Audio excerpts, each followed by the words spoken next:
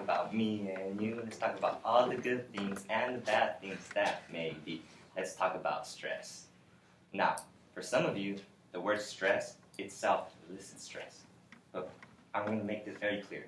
The point of my speech is not to give you stress, but to inform you of what is stress, the different kinds of stressors, and lastly, healthy versus unhealthy coping mechanisms for stress. So, by a show of hands, how many of you have felt like this in the last 2 weeks? Like either really stressed out. Yeah, I figured. Now, we all experience stress in our lives, but how we experience that stress is based on how we choose to think about the stress, how we feel about the stress, and how we respond to the stress. So to start off, we need to define stress. As Psychology Today states, stress is a combination of the psychological, physiological, and behavioral reactions that people have in response to events that threaten or challenge them. Now, most of you know that stress is bad, but how many of you know that stress can be good too? This kind of stress is known as eustress. Now, the Cal Poly Wellness Center adds, eustress heightens your alertness and gives you a boost of energy, turning stressful situations into challenges instead of threats. But unfortunately, most of the stress we experience is bad stress. Now, they classify this stress as distress. Distress can be dangerous to your physical and mental health. So why do we care? What are the causes of stress? A convenient way to think about it is in terms of stressors and stress responses. Stressors are the events that threaten or challenge people. Now, they typically fall into three major types of events, referred to as daily hassles, major life events, and catastrophes. Stress responses, on the other hand, are the psychological, physiological, and behavioral reactions to stressors. So we now know what stressors are.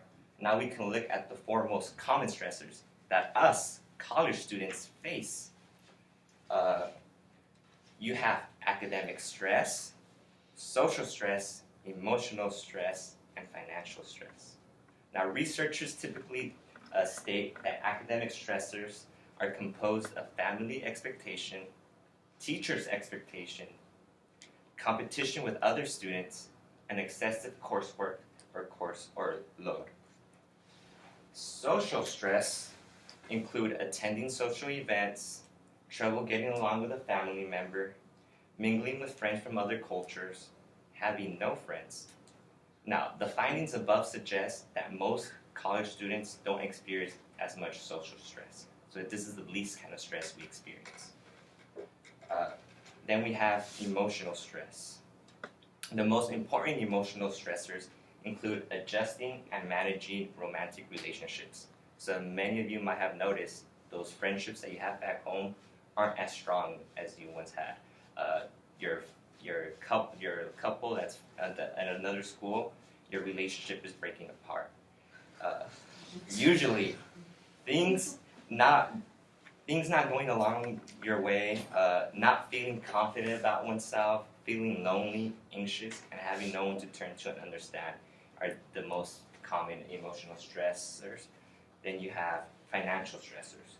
So these include not getting enough financial support, your parents controlling the amount of money you can spend, trouble managing a budget, insufficient funds for paying for classes and or internet.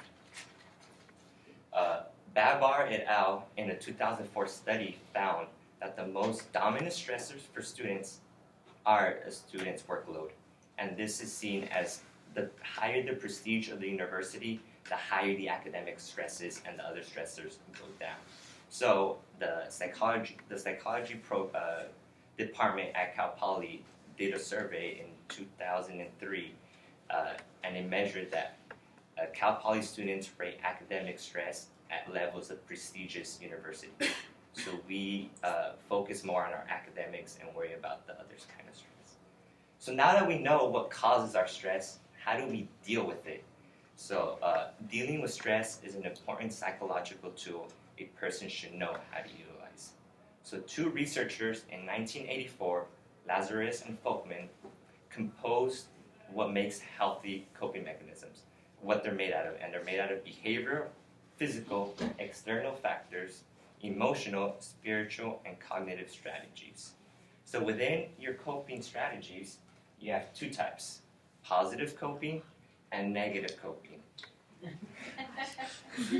So positive coping relieves stress and is beneficial in the long run. Negative coping, however, subdues the stress. You do get rid of it, but it's only temporarily. But it is harmful to both the physical and mental health. In other words, positive coping skills actually lower your stress levels, whereas negative coping increases stress for the long run. So there are different ways to cope with stress. Some people, unfortunately, will rely on abusing alcohol, drugs, self-blame, withdrawal from friends and social life, and etc. to cope. These coping strategies have negative impacts on both physical and emotional health. Meanwhile, negative stress coping strategies will not make the stress they face every day go away. Instead, stress will accumulate and cause bigger problems. Long-term negative stress will cause the immune system to become suppressed overall and thus become less effective at warding off diseases and infections. While negative stress can cause lots of problems, both physically and psychologically, if you know how to cope with stress productively, you can benefit from the stress. If you cope with stress properly, stress can help you meet daily challenges and motivate you to reach your goals. Also, a recent study done in 2017 by Yuli Feline noted that stress can help you accomplish tasks more efficiently and can even boost your memory. There are numerous positive ways to cope with stress, such as learning to manage time efficiently, participating in leisure activities, and a strong support system are the most common and helpful positive coping techniques. Exercise is a special one because it not only reduces stress, but it also motivates and provides clarity for us college students. It is not the stress that overcomes us, it is our reaction to it.